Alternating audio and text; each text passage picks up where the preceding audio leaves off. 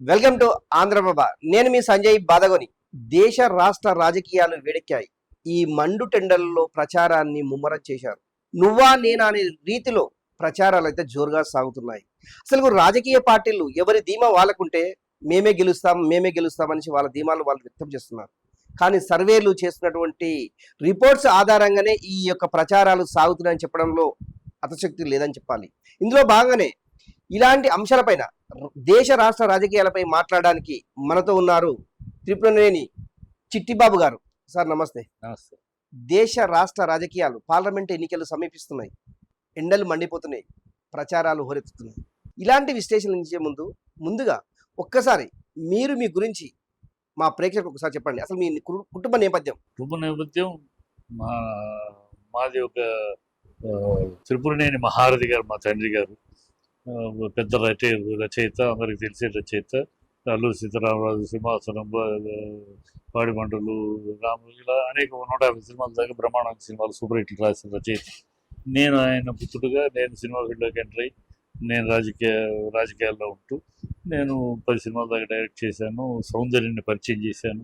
ఇట్లా నా సినిమా నేపథ్యం. రాజకీయాలకు వచ్చేటప్పటికి రాజకీయాల్లో నేను మొదటి నుంచి విద్యార్థి దశలోనే మెడ్రాస్లో విద్యార్థి దశలోనే ఇంటర్ కాలేజ్ స్టూడెంట్స్ అసోసియేషన్లో సెక్రటరీగా పనిచేశాను.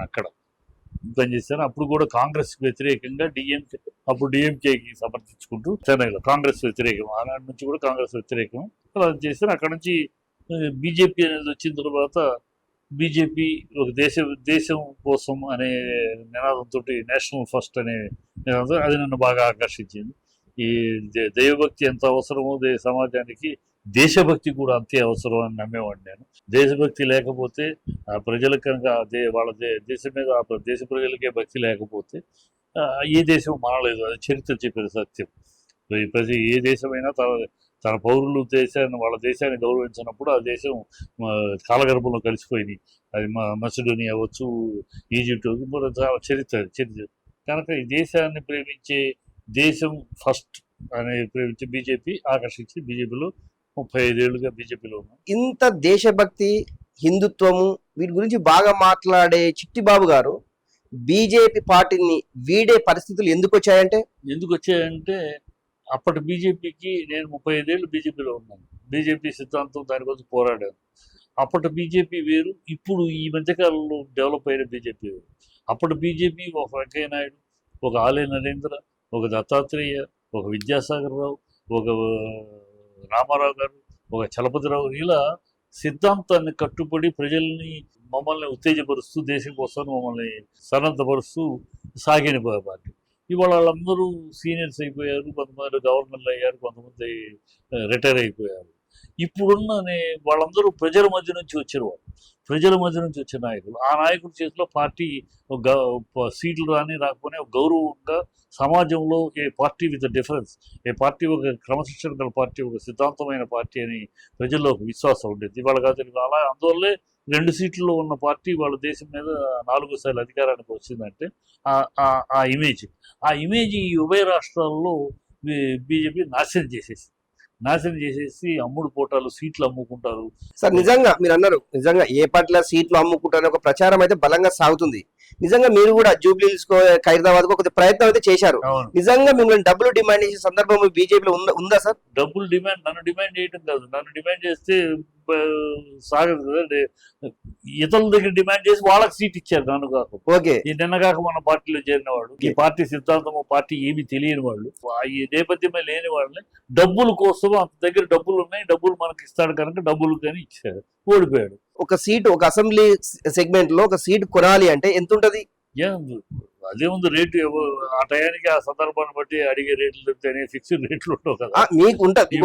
ఇవాళ ఎంత స్థాయికి అంటే ఇప్పుడు మోడీ గారు, అమిత్ షా గారు ప్రచారానికి వస్తే ఆ ప్రచార రథంలో నుంచుంటానికి 2 లక్షల రూపాయలు ఇస్తే నుంచోవచ్చు. ఇప్పుడు మీరు కూడా 2 లక్షలు ఇస్తే ఆ ప్రచార రథంలో మోడీ గారి వెనకాల నుంచోవచ్చు. ఈ పద్ధతికి దిగజారిపోయింది. ఈ పద్ధతి దిగజారిపోయిన ఎంపీ సీట్ కావాలంటే 2 ఎకరాల భూమి లేదా ఆ వర్త్ డబ్బులు. ఈ పద్ధతి తయారైపోయింది. ఈ పద్ధతి తయారైనాక అలాంటి విధానాలు చేస్తున్న కాంగ్రెస్ను వ్యతిరేకించాం చిన్నప్పటి నుంచి యూత్ కాడ నుంచి ఇలాంటి విధానాలు అవలంబించే కాంగ్రెస్ని తూర్పార బట్టి వ్యతిరేకించి సాగిన రాజకీయ ప్రయాణం ఇవాళ అదే విధానాలు బీజేపీ అనుసరిస్తూ ఉంటే ప్రాంతీయ తత్వాన్ని అణిచేయాలి, ప్రాంతీయ పార్టీలను ఉండకూడదు, ప్రాంతీయ నాయకులు పెరగకూడదు, ఇలాంటి ఒక దౌర్భాగ్యపు కాంగ్రెస్ ఆలోచనలన్నీ అంటే నిజంగా మీరు చెప్పింది బాగుంది చిట్టిబాబు గారు.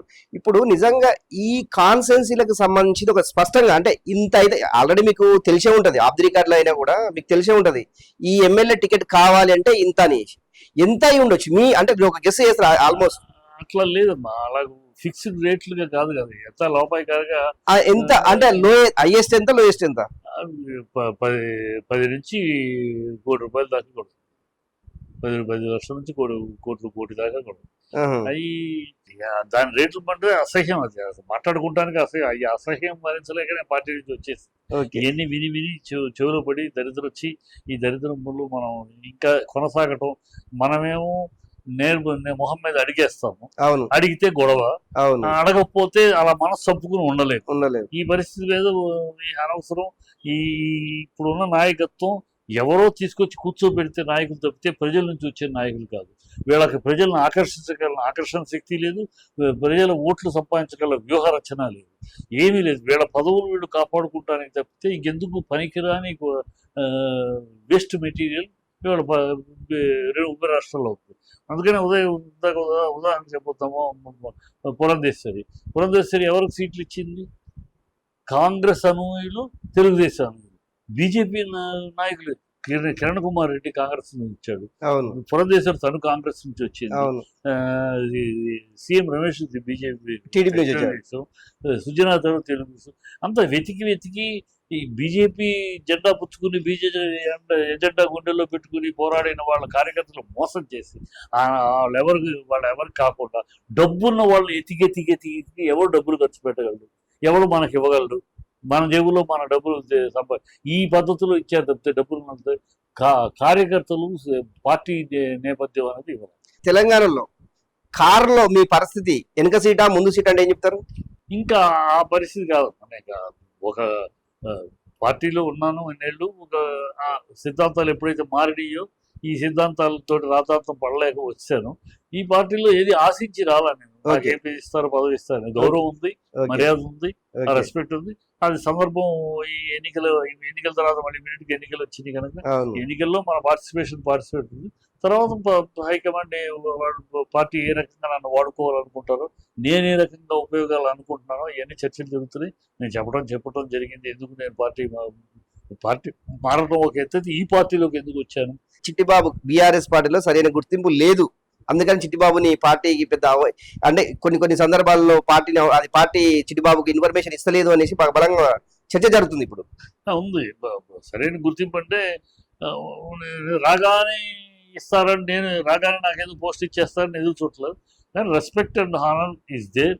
నాకు కేటీఆర్ గారు మన కలిసినప్పుడు కూడా చాలా గౌరవంగా మాట్లాడతారు, గౌరవంగా కూర్చుందామంటే మనం డిస్కస్ చేద్దాం అన్నది చెప్తే, అంటే ప్రతి మీటింగ్కి ప్రతి పిలవడానికి ఇప్పుడు ఎంపీలు సమావేశం నేను ఎంపీని కాదు, ఎమ్మెల్యే సమావేశం నేను ఎమ్మెల్యేని కాదు, ఆఫీస్ బేరర్ సమావేశం నేను ఆఫీస్ బేరర్ కాదు కనుక నాకు ఇన్ఫార్మ్ చేయలేదని నేను అనుకుంటాలో తప్పది. అది కాదు. నేను బీజేపీలో అంటే నేను ఉన్నాను కనుక నాకు పిలవలేదంటే నేను అనాలి. బీజేపీలో ఉన్నాను, ఎన్ని సంవత్సరాలు ఉన్నాను, నాకు చెప్పరా అన్నాను. ఇప్పుడు వచ్చాం ఇంకా మనం ఏంటి వాళ్ళకి తెలియాలి, వాళ్ళు ఏంటి నన్ను ఎలా వాడుకోవాలో వాళ్ళు అనలైజ్ చేసుకోవాలి. నేనేమి చేయగలను పార్టీకి, నా వల్ల ఏంటి ప్రజలు నేను అనలైజ్ చేసుకుని నేనేం కావాలి, నాకు కావాలి డిస్కస్ ఆన్ ది ప్రాసెస్. తెలంగాణలో బీఆర్ఎస్ పార్టీ ఓటమికి కారణాలు అంటే ఏం చెప్తారు? ఓటమికి కారణాలంటే చిన్న క్యాల్కులేషన్ మిస్సిస్తమ్మా. ఒకటి దళిత బంధు పొందిన వాళ్ళు 10 మంది సంతోషపడితే అది రాలేదని 20 మంది బాధపడ్డారు. రాలేదనేది వాళ్ళకి టైం లేదు. టైం ఉంటే కాస్త నాయన నీకు వీళ్ళకి ఇచ్చేది మీకు కూడా వస్తుంది, వరుసలో వస్తుంది అనే కానీ ఇమీడియట్గా వాళ్ళు ఇమీడియట్ ఎఫెక్ట్ ఏంటంటే వాడికి వచ్చింది నాకు రాలేదు, నా ఎదురింటి వచ్చింది నాకు రాలేదు, మా పక్కన ఇదిలో వాడికి వచ్చింది నాకు రాలేదు. ఆ ఎమోషన్ క్యారీ అయిపోయింది. సో అది మిస్ఫైర్ అయింది. మేము అది అంత ఎమోషన్ అవుద్ది అని ఎక్స్పెక్ట్ చేయాలి. ఇచ్చాము, మిగతా వాళ్ళు ఇస్తారని విశ్వసిస్తారు అనుకున్నాం, కానీ అది రివర్స్ అవుద్ది. వాళ్ళు రాలేదు కనుక ద్వేషం పెంచుకుంటారు, మన మీద కోపం అనేది అదొకటి. తర్వాత ధరణి మంచి సక్సెస్ఫుల్ ప్రోగ్రామ్ అనుకున్నాం. అది సక్సెస్ అయింది కానీ అది కూడా రివర్స్ అయింది. ఎందువల్లంటే వాళ్ళ భూములు లాక్కుంటున్నామని ఫీల్ అయిపోయారు. అది నీ Yes. భూములు లాక్కుంటాం కాదయ్యా, అది నువ్వు ఎన్నాళ్ళు అన్యాక్రాంతంగా నువ్వు అనుభవించేది గవర్నమెంట్ ల్యాండ్, నీకు దీనికి కాంపన్సేషన్గా వేరే వస్తుంది. ఇవన్నీ మనం ఎక్స్ప్లెయిన్ చేసి వాళ్ళని కన్విన్స్ చేసే టైం లేదు. ఇమీడియట్గా నా భూమి లాక్కున్నారు, నా భూమి పోయింది అని, నీదే కాదయ్యా చాలా మంది పోయింది అని చెప్పి వాళ్ళకి ఎక్స్ప్లెయిన్ చేసి నీ భూమి పోవడం కాదు, ఇవాళ అది ప్రభుత్వ భూమి నువ్వు ఉన్నావు, అది కనుక ఆటోమేటిక్ రిజిస్టర్లో వెళ్తుంది, నీకు భూమి కేటాయిస్తాము అని చెప్పి వాళ్ళని కన్విన్స్ చేసే సమయం లేదు. అందువల్ల అదొకటి మిస్ఫర్. అందుకని మీకు రూరల్లోనే, ఇక్కడ సిటీ మొత్తం అర్బన్ మొత్తం గ్రేటర్స్ అయినప్పుడు అంత బీఆర్ఎస్, ఇక్కడ ఆ ఇష్యూ లేదు, రూరల్లోనే ఆ ఇష్యూ వల్లే అక్కడ దెబ్బతిన్నాం. 10-12 సీట్లు క్యాలిక్యులేషన్. అందుకని వాళ్ళేమి బీఆర్ఎస్ వద్దు, కేసీఆర్ వద్దు అనుకుంటే 90 సీట్లు ఇచ్చేవారు కాంగ్రెస్కి, 54 సీట్లు ఓడించేవాళ్ళు కాదు. అవును. కాంగ్రెస్ 64లో గెలిస్తే 54 సీట్లు ఓడింది. అవును. సో అలా 12-14 సీట్లు మా క్యాలిక్యులేషన్ దెబ్బతింది. ఆ దెబ్బ వాళ్ళు వాడుకున్నారు, అడ్వాంటేజ్ వాడుకున్నారు. ప్లస్ దీనికి కాంగ్రెస్ కి బీజేపీ హెల్ప్ చేసింది ఇండైరెక్ట్గా. ఒకప్పుడు మీకు ఒక్కసారి వెనక్కి వెళ్తే, మీకు బండి సంజయ్ ఆధ్వర్యంలో అధ్యక్షుడిగా ఉన్నప్పుడు జనాల్లో బీజేపీ వర్సెస్ బీఆర్ఎస్ ఉంది, అవును. కాంగ్రెస్ అడ్రస్ కూడా లేదు, అవును. కాంగ్రెస్ రేవంత్ రెడ్డి ఊసు కూడా లేదు. అవును. అలాంటిది బీజేపీ ఏం చేసింది, అతను దింపి సౌమ్యుడి అయిన కిషన్ రెడ్డి ఎవరితోటైనా అడ్జస్ట్ అయిపోయి పోరాటం కాకుండా అందరితోటి స్నేహం పెంచుకునే తన పర్సనల్ ఎజెండా తప్పితే పార్టీ ఎజెండా కాకుండా ఉండే కిషన్ రెడ్డి గారు, తద్వారా ఏమైంది, టప్పని పడిపోయింది బీజేపీ. ఆ అడ్వాంటేజ్ కాంగ్రెస్. అది అన్ని రకాలుగా తోడొచ్చింది కాంగ్రెస్. అదైతే బీఆర్ఎస్ ముద్దనో బీఆర్ఎస్ ద్వేషము ప్రజలకు లేదు. లేకపోతే వాళ్ళు ఉంటే మాకు 39 సీట్లు ఇవ్వరు. ఏమైతే ఈ సంక్షేమ పథకాలు మీరే చెప్పారు, 2 ఫెయిల్యూర్ అనేసి మీరే చెప్పారు. సంక్షేమ పథకాలు 1-2 మినహాయిస్తే ఇది కూడా సక్సెస్ కాలేదు, బీఆర్ఎస్ పార్టీ ప్రవేశపెట్టినటువంటి సంక్షేమ పథకాలు అనేసి ప్రజల్లో బాగా నమ్మకం ఉంది. వీటన్నిటి సంక్షేమ పథకాలు కావాలంటే డబ్బులు కావాలి. ఇప్పటికే 8 లక్షల కోట్ల రూపాయలు రాష్ట్రం అప్పుల్లో కూరుకుపోయింది. మిగతా ఉన్నటువంటి సంక్షేమ పథకాలు ఏ విధంగా ఇంప్లిమెంట్ అయ్యేటి ఒకవేళ గవర్నమెంట్ వస్తే? ఇప్పుడు వచ్చిన గవర్నమెంట్ ఏ లెక్కతో చెప్తుంది, ఈ 6 హామీలతో పాటు మొత్తం కలిగితే 14 హామీలు ఉన్నాయి. ఏ లెక్కతో చెప్తుంది? ఒక పక్క వాళ్ళే ఖజానాలో డబ్బులు ఇవ్వడం, మరి డబ్బులు లేకపోతే మీరు ఎట్లా చేస్తున్నారు? ఇది ఖజానాలో డబ్బులు లేవు కనుక పథకాలు ఆగు అనేది మాట కరెక్ట్ కాదు.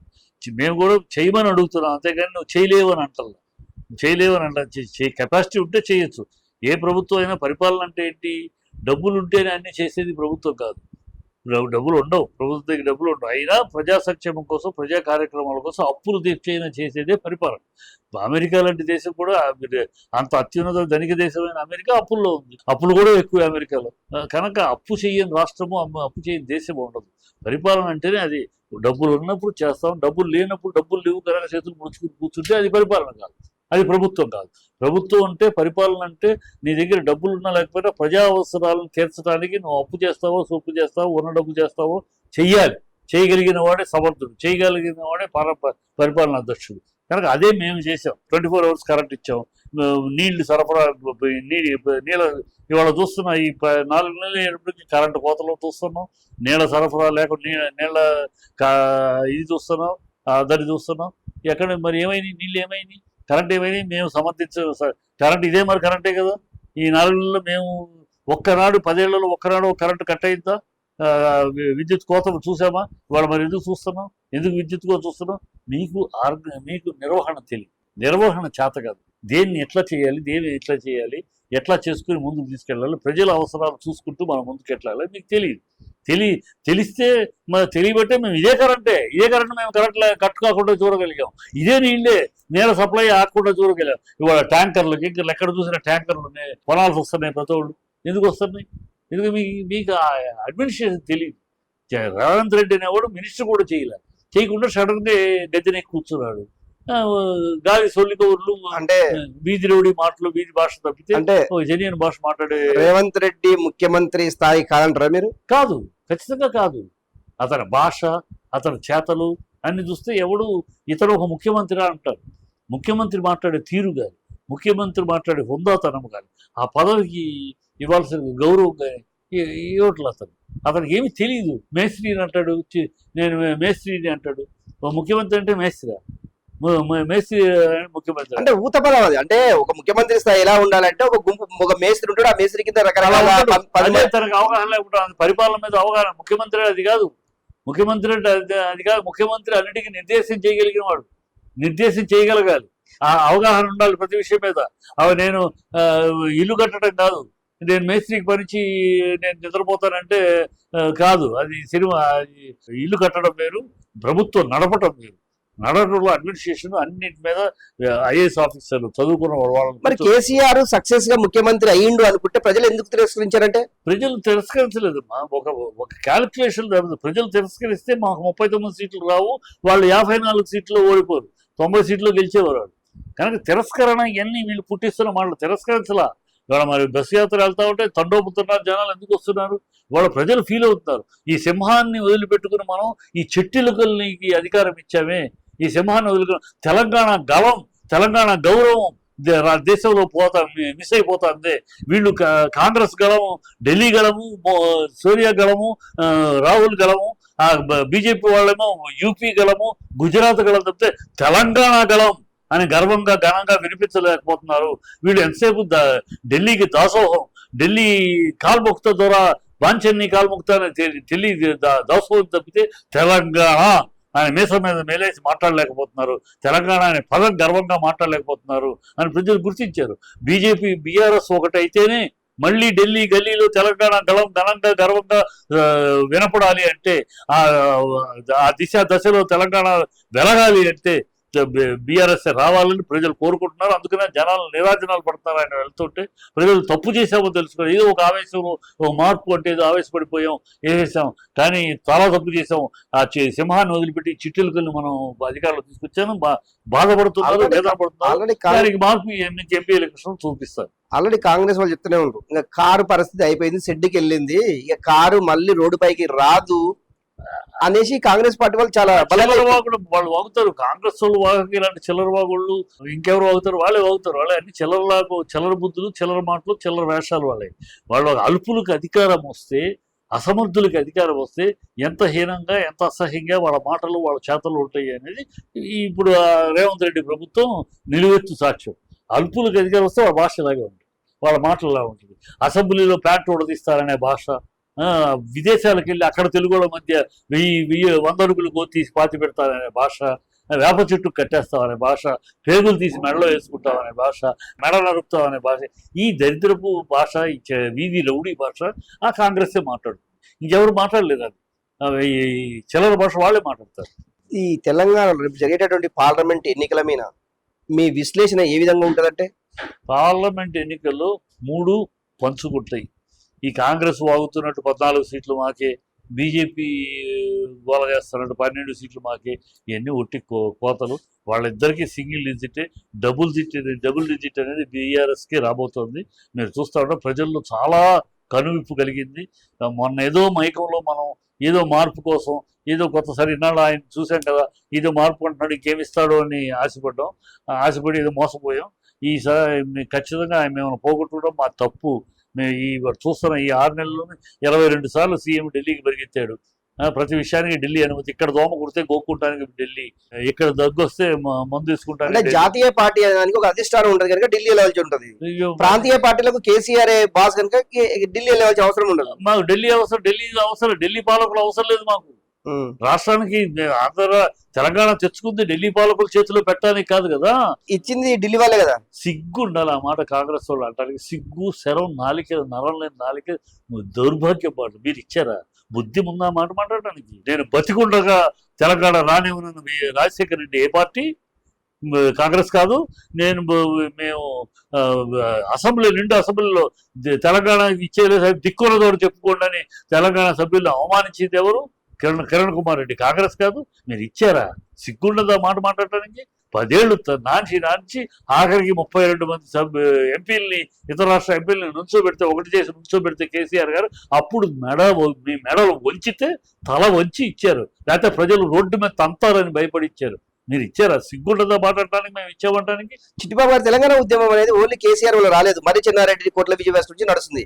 అప్పుడు ఇవన్నీ తెలంగాణ ఇప్పుడు ఇవ్వడానికి రీజన్ ఓన్లీ ఆ. సోనియా గాంధీ మీద ఉన్నటువంటి తెలంగాణ ఉన్నటువంటి సోనియా గాంధీ ఇవ్వడం వల్లనే తెలంగాణ అది ఏర్పడ్డది. సిగ్గు శరం బుద్ధి జ్ఞానం లేని నీచపు మాట కాంగ్రెస్ వాళ్ళ మాట మాడితే సిగ్గులేని మాట వాళ్ళు. ఏనాడు చెన్నారెడ్డి అప్పుడు అణిచింది కాంగ్రెసే, తెలంగాణ ఉద్యమాన్ని అణిచిందే. ఎప్పుడు తెలంగాణ ఉద్యమం వచ్చినా కాంగ్రెస్ అణుస్తూనే వచ్చింది, ఏనాడు మద్దతు పలకల. ఇప్పుడు 10 ఏళ్ళు అణచడానికే ప్రయత్నించింది, రాజశేఖర రెడ్డి ద్వారా కిరణ్ కుమార్ ద్వారా అణచడానికే ప్రయత్నించింది, కానీ తప్పని పరిస్థితులు ఇచ్చింది. ఇప్పుడు ఏదో ఇచ్చినాక ఆ బిడ్డ మా బిడ్డ అన్నట్టు ఎవరికో పుట్టిన బిడ్డకు మా బిడ్డ అని వంతులు వేసుకున్నట్టు ఉంది తప్పితే సిగ్గు సెరవున్న కడుపు అన్నం తినే మాటలు కావాలి. వాళ్ళ ప్రజలకు తెలుసు నువ్వు ఇవ్వటం ఏంటి, తలలు వంచితే ఇచ్చావు, బెడలు వంచితే ఇచ్చావు.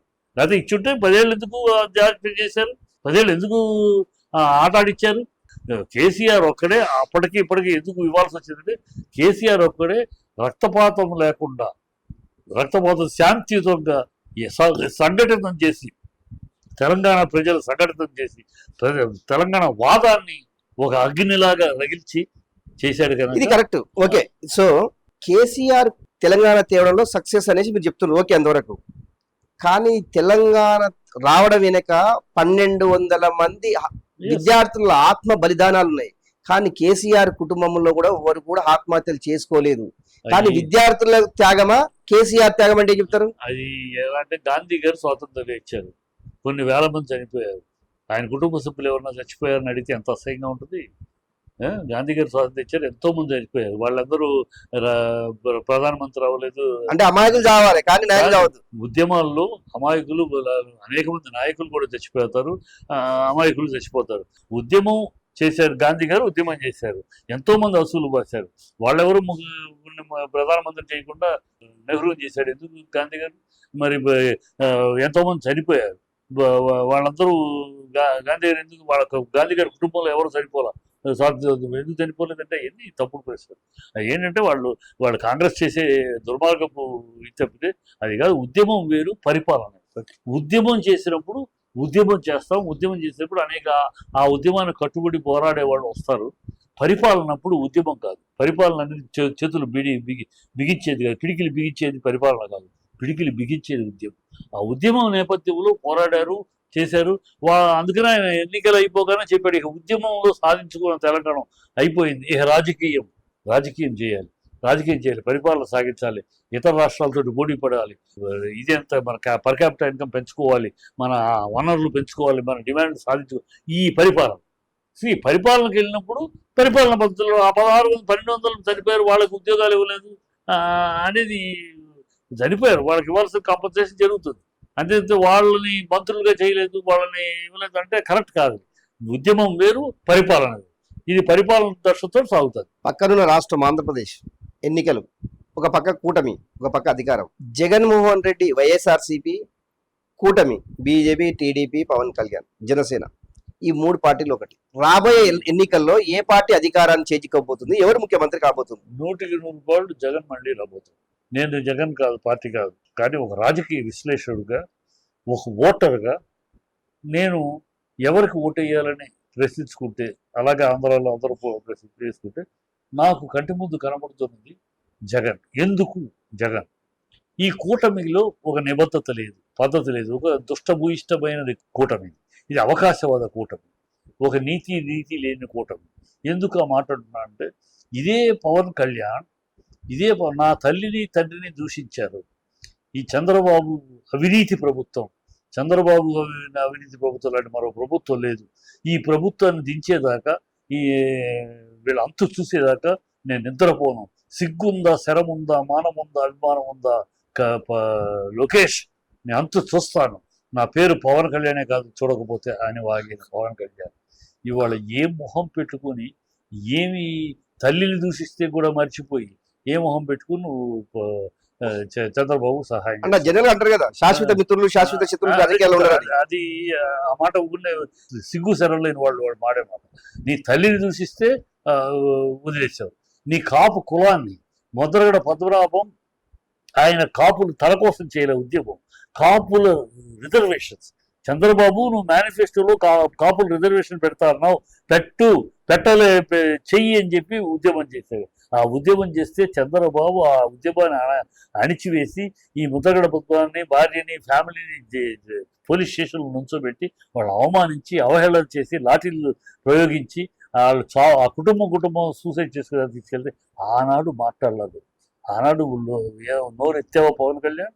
నువ్వు కాపులకు అన్యాయం చేసినాడని చెప్పి మీ అన్నయ్య చిరంజీవి దాసనారాయణ గారు ప్రెస్ మీట్ పెట్టి కాపులకు ద్రోహం చేసిన చంద్రబాబు పదవి దిగాలి, రిజైన్ చేయాలి, అతను విద్యార్థిగా వదిలేస్తున్నాను, చాలా దారుణం అని చెప్పి మాట్లాడింది. ఏ మొహం పెట్టుకుని నువ్వు ఆ కాపు జాతికి అన్యాయం చేసిన చంద్రబాబు, ఆ కాపు నాయకుడైన వంగవీటి రంగాన్ని హత్య చేయడంలో వ్యూహం పని చంద్రబాబు, ఆ చంద్రబాబు తోటి ఏ మొహం పెట్టుకుని చేతులు కలుపుతున్నావు అని ప్రజలు అడుగుతున్నారు. దీనికి సమాధానం చెప్పాలి పవన్ కళ్యాణ్, చెప్పలేడు. అదే ఇంకో ప్రశ్న పవన్ అడుగుతున్నారు, నువ్వు బీజేపీని పాచిపోయిన లడ్డూలు అన్నావు, ప్రధానమంత్రికి అల్టిమేటం ఇచ్చావు ఆ రోజు. ఇవాళ ఏ మొహం పెట్టుకుని ఆ పాచిపోయిన లడ్డూలు ఏం మంచి లడ్డూలు అయిపోయినాయా? ఆ రోజు కాపులకు ద్రోహం చేసిన చంద్రబాబు మంచి ఏమైనా చేశారు ఈ 10 ఏళ్లలో? నీ తల్లిదండ్రుల్ని అవమానించిన లోకేష్ చంద్రబాబు నీకు సారీ చెప్పారా, బహిరంగ క్షమాపణ చెప్పారా ఆవేశంలో మాట్లాడమని? ఏమీ లేదే. ఏం ఆశించి నువ్వు వెళ్ళావు? ఆశించి వీళ్ళందరినీ నీ ఫ్యాన్స్ నువ్వు సీఎం అవ్వాలని ప్రాణాలు తెచ్చుకుని కంట ఘోష పెట్టుకుని వస్తే వాళ్ళందరినీ పక్కన ముంచి నేను సీఎం కాదు, అతను సీఎం చేయాలి, అందుకు నాకు ఓటేయడని సిగ్గు సెర లేకుండా నువ్వు ఎలా అడుగుతున్నావు? మీరు ఏ మొహం పెట్టుకుని అడుగుతున్నావు? ప్రజలకు సమాధానం చెప్పాలి. చెప్పలేడు అని చెప్తా, ఇంకా చెప్పలేడు పవన్ కళ్యాణ్ పరిస్థితి. చంద్రబాబు మోడీని కేడి అన్నావు, మోడీ ఫ్యామిలీని విమర్శించావు, మోడీకి బ్లాక్ ఫ్లాగ్ చూపించావు, అమిత్ షా కారు మీద రాళ్లు విసిరావు, మోడీ ఒక నరరూప రాక్షసుడు అన్నావు, మోడీ ఒక దేశంలోనే ఉండడానికి పనికిరాడు అన్నావు, మోడీని అన్ని రకాలుగా దూషించి మోడీని హేళన చేశావు, ధర్మదీక్షాన్ని కోట్లు ఖర్చు పెట్టి మోడీ వ్యతిరేకంగా దీక్షలు చేశావు. ఇవాళ మోడీ ఇవాళ ఎలా గొప్పడయ్యాడు నీకు? ఈ 2017-18 మోడీని ఎంతగా దూషించారు నీకు ఎలా మంచోడయ్యాడు? ఎందుకు అయ్యాడు? ఏం సాధించావు? రాష్ట్రం కోసం సిగ్గు శరం లేని నరం లేని రాష్ట్రం కోసం అంటావా? రాష్ట్రం కోసం ఏం తీసుకొచ్చావు నువ్వు మోడీ దగ్గర? అది వైజాగ్ స్టీల్ ప్లాంట్ హామీ తెచ్చావా? నువ్వు వైజాగ్ రైల్వే జోన్ హామీ తెచ్చావా? లేక స్పెషల్ స్టేటస్ హామీ తీసుకున్నావా? లేక దుర్గరాజపట్నం రేవు విషయం హామీ తీసుకున్నావా? లేకపోతే కాకినాడ స్టీల్ ప్లాంట్ హామీ, ఏమి హామీలు తెచ్చుకున్నావు రాష్ట్రం కోసం అని? ఏమి హామీలు ఇచ్చాడని కేడీ మోడీతో నువ్వు చేతులు కలిపావు? సిగ్గు శరం మానం అభిమానం రోషం ఉచ్చం నీచం. ఇప్పుడు అధికారంలో ఉన్న జగన్మోహన్ రెడ్డి రాష్ట్రానికి కేంద్రం నుంచి ఏం తెచ్చాడంటే ఏం చెప్తారు? రాష్ట్రాల నుంచి కేంద్రానికి రావాల్సిన డబ్బులు తెచ్చుకున్నాడు, రావాల్సిన డబ్బులు తెచ్చాడు. ఏం డెవలప్ చేశాడు ఆంధ్రప్రదేశ్? ఏం డెవలప్ చేశాడు? రాష్ట్ర ఇప్పుడు ఆంధ్రప్రదేశ్ రాష్ట్ర రాజధాని ఏదంటే చెప్పలేని పరిస్థితి. రాజధాని ఎవరికి కావు? రాజధాని 3 రాజధానులు ఏమిటి? రాజధానికి ఎవడో అవసరం? నీకు నాకు అవసరం. రోజు రాజధానికి వెళ్తావు, నువ్వు రోజు సెక్రటరీకి వెళ్తావా? నేను వెళ్తాను. ఇక్కడ సెక్రటరీకి ఎన్నిసార్లు పొద్దుగా రాజధాని చెప్పుకోలేని పరిస్థితి. ఏం చెప్పుకోలేము? ఈ దేశంలో 7 రాష్ట్రాల్లో 2 రాజధానులు ఉన్నాయి. గుజరాత్ లో అహ్మదాబాద్, గాంధీనగర్. అహ్మదాబాద్ ఎగ్జిక్యూటివ్ రాజధాని, గాంధీనగర్ జ్యుడిషియల్ రాజధాని. ఏపీలో అంటే ఏపీలో 3 ఉంటాయి. ఏముంది? ఏమున్నాయి? వైజాగ్ అడ్మినిస్ట్రేటివ్ రాజధాని, శాసన రాజధాని అమరావతి, జ్యుడిషియల్ రాజధాని కర్నూలు. రాజధానికి ఎవరికి కావాలి? సామాన్యుడికి ఏం కావాలి? ఇక్కడ కూడా పునాది రాలేదు. ఎక్కడ పునాది రాళ్ళు దొరకలేదు? ఎందుకు వల్ల? కర్నూలు వైజాగ్ ఆల్రెడీ పని జరుగుతుంది. కర్నూలుకి ఆల్రెడీ భూమి కేటాయించారు, పనులు జరుగుతాయి. ఎవరికి కావాలి? చంద్రబాబుకి కావాలి. చంద్రబాబు రాజధాని అమరావతి కావాలి. ఎందుకంటే అమరావతిలో రియల్ ఎస్టేట్ చేసుకున్నావు, నీ మనుషులకు 100 మాగతులు కానీ ఆస్తులు అయ్యే దొరికావు ఇప్పుడు సాక్ష్యాధారాలతో. సరే, ఈ రాజధానులు అనేది ఉండే ఆ 33 ఎకరాలని చంద్రబాబు, 33 గ్రామాలకి చంద్రబాబు భ్రమ కల్పించి మీకు ఎకరం 10 కోట్లు అవుతుంది భ్రమ కల్పించి జనాలు మోసం చేశాడు. మోసం చేసేసి రాజధాని ఏంటి? రాజధాని దేశంలో ప్రతి రాజధాని చూడండి, సీ పోర్టు, ఇంటర్నేషనల్ ఎయిర్పోర్టు వసతులు ఉందే రాజధాని. వైజాగ్ ఆ వసతులు ఉన్నాయి, సీ పోర్ట్ ఉంది. ఎక్కడో అమరావతిలో పడితే అమరావతి నుంచి ట్రావెలింగ్ సందు ఏం ఊరి గాలి రియల్ ఎస్టేట్ కోసం చేసిన దౌర్భాగ్యం చెప్తే రాజధాని. నీకు ఇవాళ స్కూల్స్ ఇవాళ ఆంధ్ర రాష్ట్రంలో స్కూల్ మిగతా దేశానికి వెన్నెముకలాగా. ఆంధ్ర రాష్ట్రంలో రిక్షావాడు పిల్లాడు, సైకిల్ తొక్కేవాడు పిల్లాడు యూనిఫామ్ వేసుకుని, జంపని షూస్ వేసుకుని, చక్కని భోజనం, చక్కని కార్పొరేట్ స్కూల్లో ఉన్నంత పద్ధతుల్లో వాడు స్కూల్లో చదువుతున్నాడు. అది డెవలప్మెంటా? నీ హయాంలో 600 గవర్నమెంట్ స్కూల్స్ నారాయణ స్కూల్స్ కోసమని మూసేశారు. నారాయణ దోచుకుంటానికి, నారాయణ స్కూల్ ప్రైవేట్ స్కూల్ దోచుకుంటానికి వాడు ఆటో డ్రైవర్ కష్టపడి సంపాదిస్తే డబ్బంతా పిల్లాడి జీతానికి కాకపోయేది. ఇవాళ ఆ పరిస్థితి లేకుండా గవర్నమెంట్ స్కూల్స్లో హైయెస్ట్ స్టాండర్డ్ తోటి ఇవాళ గవర్నమెంట్ స్కూల్లో చదివే పిల్లలు బయటకు వచ్చి ఇంగ్లీష్ మాట్లాడుతూ ఉంటే కళ్ళు చెమ్మగలుగుతున్నాయి. అది డెవలప్మెంట్. ఇవాళ పేదలు, నీ కాలంలో చంద్రబాబు కాలంలో పేదలు ఆసుపత్రులు కానీ పెన్షన్ల కోసం కానీ పొద్దున్నే వెళ్తే ఆ సాయంకాలం దాకా అక్కడ తిరిగి మళ్ళీ వచ్చి వెనక్కి వచ్చి తిరిగేవారు. ఇవాళ ఇంటికి వస్తాయి. దాని మీద కూడా కన్నుబుట్టి చంద్రబాబు వాలంటీర్ని వాళ్ళ మీద కేసు వేయించి వాలంటీర్ ఆపాలి, ఇప్పుడు మళ్ళీ వాలంటీర్లు పంచాలి, నేను వాలంటీర్కి.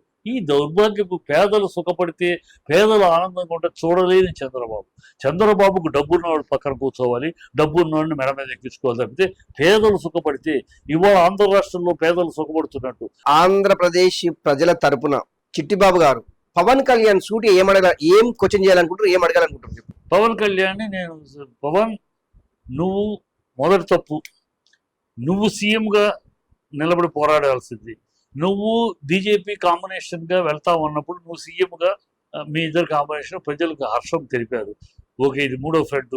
చంద్రబాబును చూసాం, జగన్ను చూసాం, ఈ కొత్త ఫ్రంట్ వీళ్ళని చూద్దాం, పైన మోడీ వస్తాడు, ఈ కూటమిని చూద్దామని కొంచెం ఉత్సాహంతో ఉన్నారు. నీ మీద ఒక ఆశలు పెట్టుకున్నారు.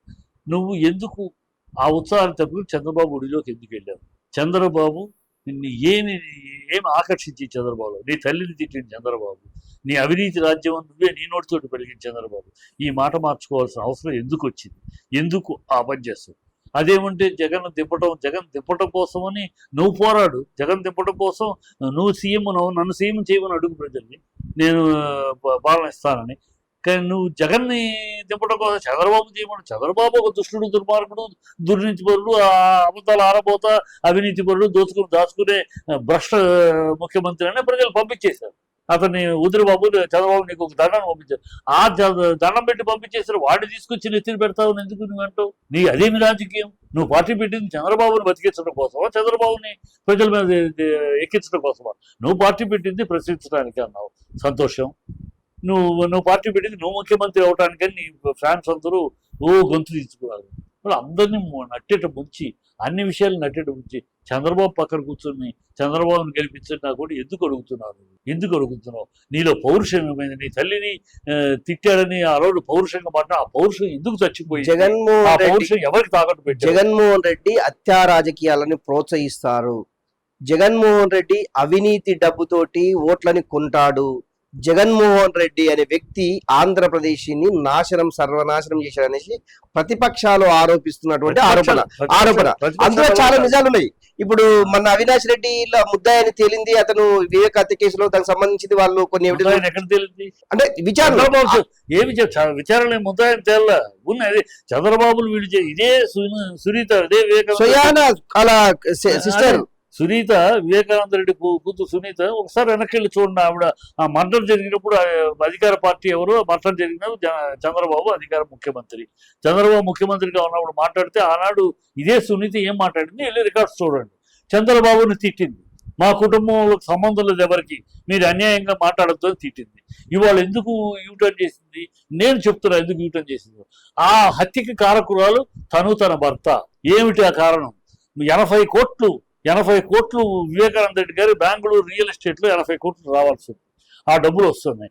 ఆయన వివేకానంద రెడ్డి గారు రెండో వైఫ్ ఉంది. ఆ రెండో వైఫ్ ఒక కొడుకు ఉన్నాడు. ఆయన కొడుకుకి కొంత ఆస్తి రాసి ఆ ఇల్లు కొని పొలాలు కొని ఇవ్వాలని ఆశించాడు. ఆ విషయంగా ఇదే సునీత ఆ రెండో భార్యతో పోట్లాడింది, గొడవ పడింది. ఈ తండ్రితో గొడవ.